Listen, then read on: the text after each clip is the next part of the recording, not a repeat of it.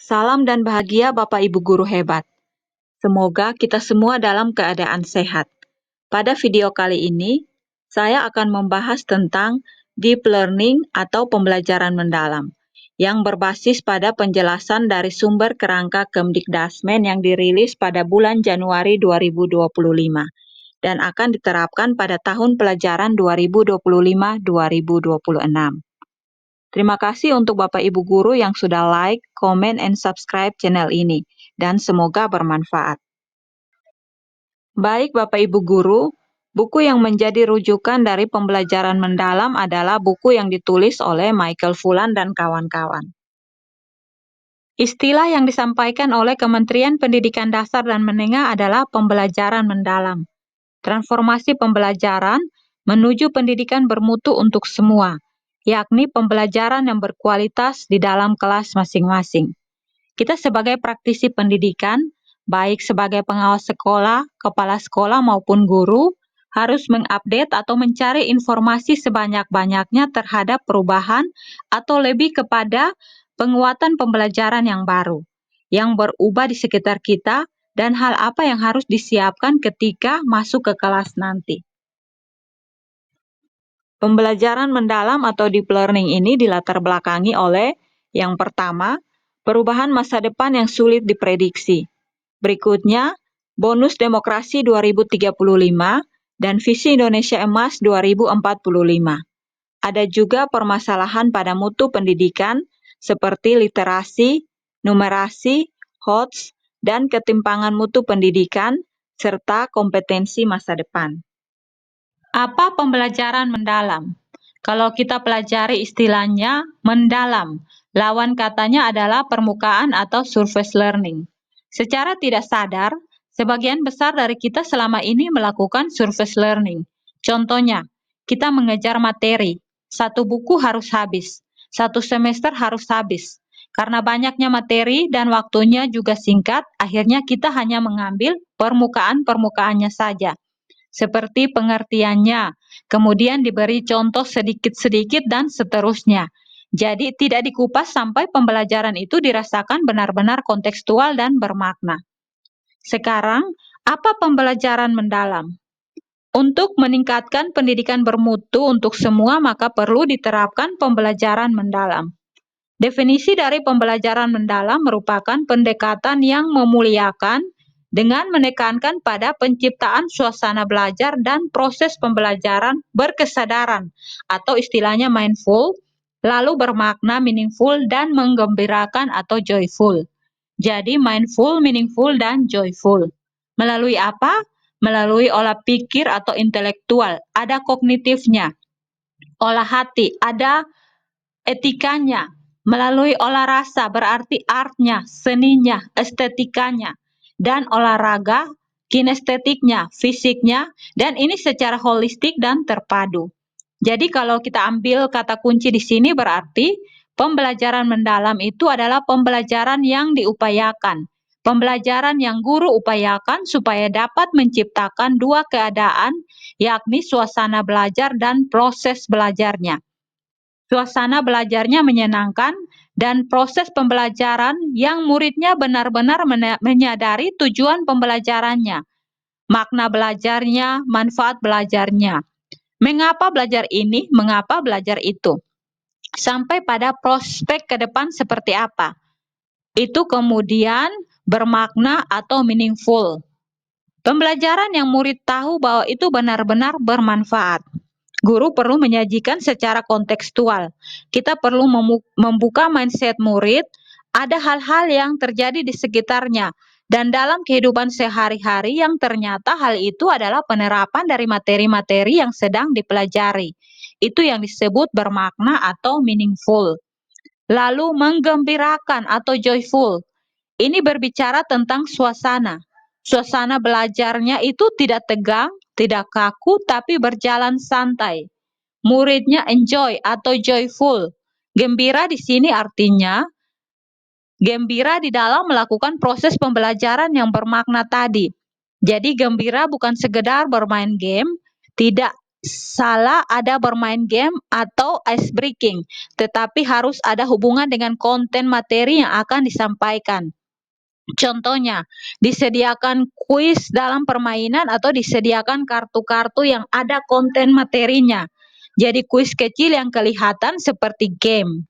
Bapak Ibu guru bisa menggunakan kuisis atau word wall. Jadi joyful di sini artinya menggembirakan tetapi bermakna. Jadi murid tetap mengingat kembali konten materi yang diajarkan melalui berbagai game atau kuis. Hal ini yang disebut dengan prinsip pembelajaran. Ada berkesadaran atau mindful, bermakna atau meaningful, dan menggembirakan atau joyful. Baik, sekarang kita akan bahas tentang kerangka kerja pembelajaran mendalam. Jadi, ini adalah naskah akademik yang ditulis oleh Kemdikdasmen. Kita lihat kerangkanya, mulai dari luar sampai ke dalam. Kalau kita lihat pembelajaran mendalam atau deep learning, akan menjawab tujuan besar yaitu 8 profil lulusan. Kalau pada profil pelajar Pancasila ada 6 dimensi, tapi pada dimensi profil lulusan ada tambahan 2 dimensi lagi, yaitu dimensi kesehatan dan dimensi komunikasi. Jadi sebenarnya 6 dimensi itu tidak dihilangkan, tetapi ditambahkan sesuai dengan kebutuhan murid saat ini, yakni kesehatan mental, kesehatan jiwa, kesehatan fisik, dan ini juga harus seimbang. Lalu ada komunikasi dalam hal ini, murid belajar berkomunikasi terhadap dirinya. Jadi tujuan besar dari pembelajaran mendalam atau deep learning itu nanti akan menjawab 8 dimensi profil lulusan. Jadi ini tujuan akhirnya atau big goals. Untuk mencapai tujuan akhir ini, maka kita sebagai guru melakukan pendekatan pembelajaran yang namanya deep learning, yaitu pembelajaran yang memiliki 3 komponen, yaitu berkesadaran, bermakna, dan menggembirakan. Maka guru perlu menyajikan pengalaman belajar dalam bentuk kata kerja operasional sehingga murid mampu memahami, mengaplikasi, dan merefleksi. Jadi pengalaman belajarnya ini harus disuguhkan oleh guru di dalam prinsip pembelajaran tersebut.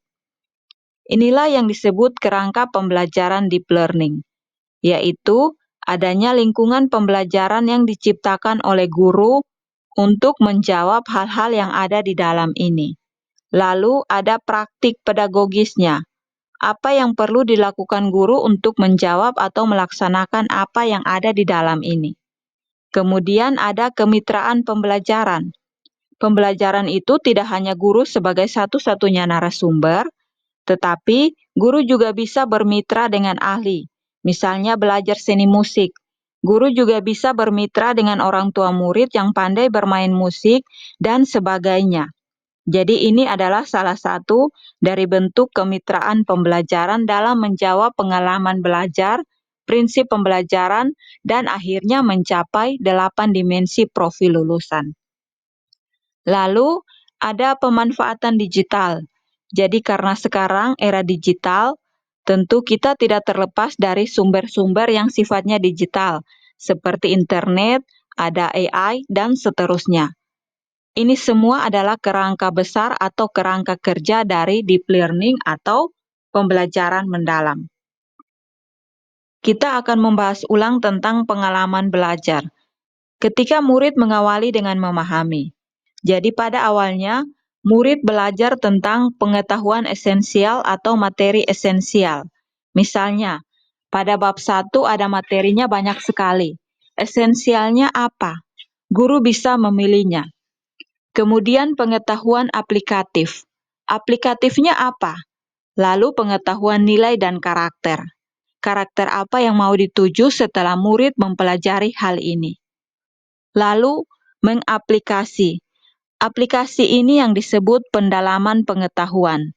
Setelah memahami materi esensialnya, kemudian tahu penerapannya. Mungkin melalui riset-riset kecil. Setelah itu, pada bagian terakhir ada refleksi.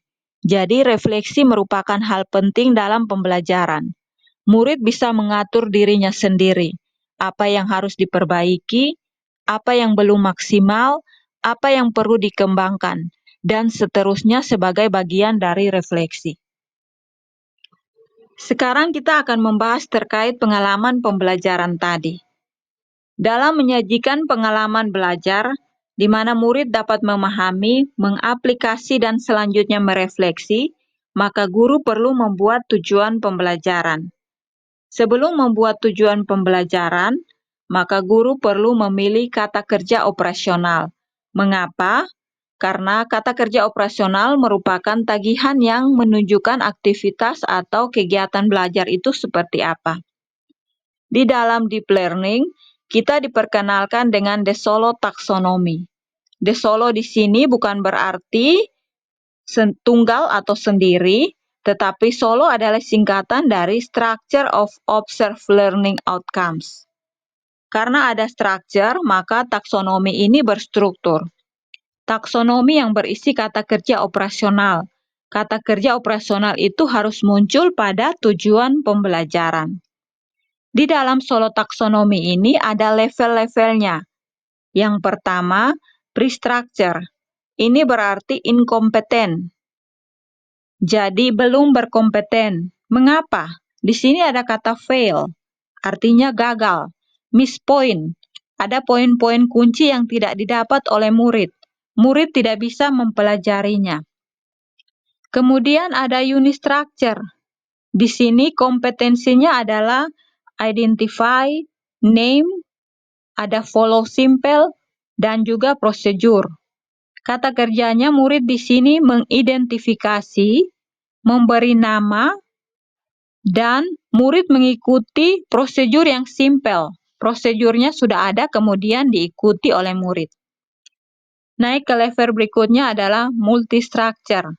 Di sini kata kerjanya sudah di-combine, describe, performance real skill, dan kemudian ada list. Aktivitasnya murid bisa menggabungkan, kemudian menjelaskan secara deskriptif atau secara detail, dan list atau membuat daftar dari teks, tabel, maupun diagram. Kemudian kita ke relation. Di sini ada integrasi. KKO-nya sudah mulai banyak.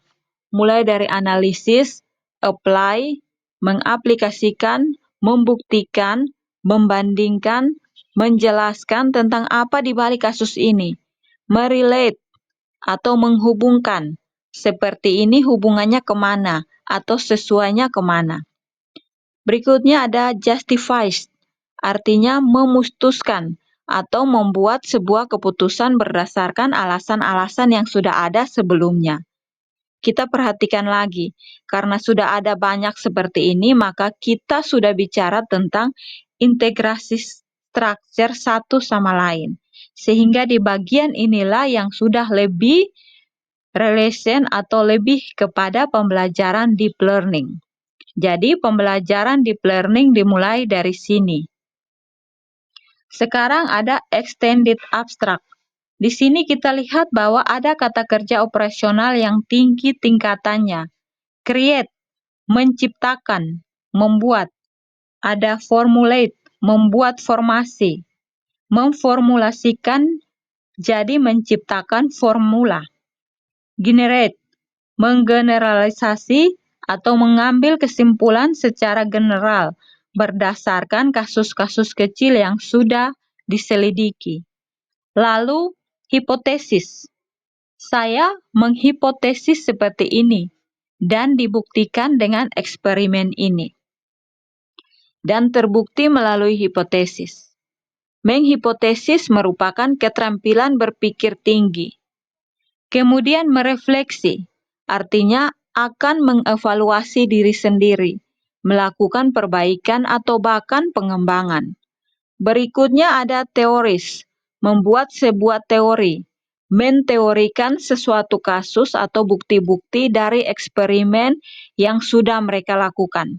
Jadi murid mengambil kesimpulan atau teori yang disampaikan itu seperti apa. Jadi, dua level ini yang diberi kotak, ini adalah kata kerja operasional yang menggambarkan kompetensi-kompetensi yang mestinya ada dalam pembelajaran deep learning. Jadi, mulai dari relation and extended abstract. Baik Bapak Ibu guru hebat, ini adalah solo taksonomi. Sekali lagi, pada pembelajaran mendalam harus ada tagihannya dalam bentuk aktivitas, yaitu pada dua bagian ini. Silakan dipilih mana kata kerja yang akan muncul pada tujuan pembelajaran. Sekarang kita bandingkan taksonomi Solo dan Bloom dalam pembelajaran mendalam. Kita fokus ke tabel yang berwarna biru. Jadi tingkat pembelajarannya ada unggul dan cakap. Coba kita lihat dari atas ke bawah, ada berkembang, dasar, dan belum berkembang. Tetapi yang masuk deep learning adalah unggul dan cakap. Sekarang taksonomi Solo yaitu pada tingkatan relasional dan berpikir abstrak. Jadi relasional itu untuk tingkat cakap dan berpikir abstrak artinya sudah unggul. Kemudian taksonomi Bloom. Sekarang kita bandingkan untuk taksonomi Bloom. Tentunya Bapak Ibu sudah mengetahui ada lots dan ada hots. Di dalam lots dimulai dari C1, C2. Mulai dari memorizing, mengingat, dan memahami. Jadi itu lots, bukan pembelajaran mendalam atau deep learning. Tetapi pada taksonomi Bloom yang hots, Bapak Ibu guru sudah masuk ke C3, menerapkan, C4 menganalisis, C5 mencipta, C6 mengevaluasi. Jadi C6 masuk ke tingkat pembelajaran unggul.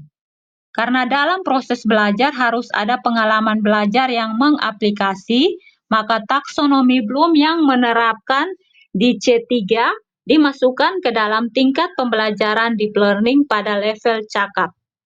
Sekali lagi Bapak Ibu guru hebat, pengalaman belajar yang disuguhkan di dalam deep learning itu tidak hanya pada konteks memahami, meskipun semua berangkat dari memahami, karena tidak mungkin tanpa memahami kita langsung menerapkan.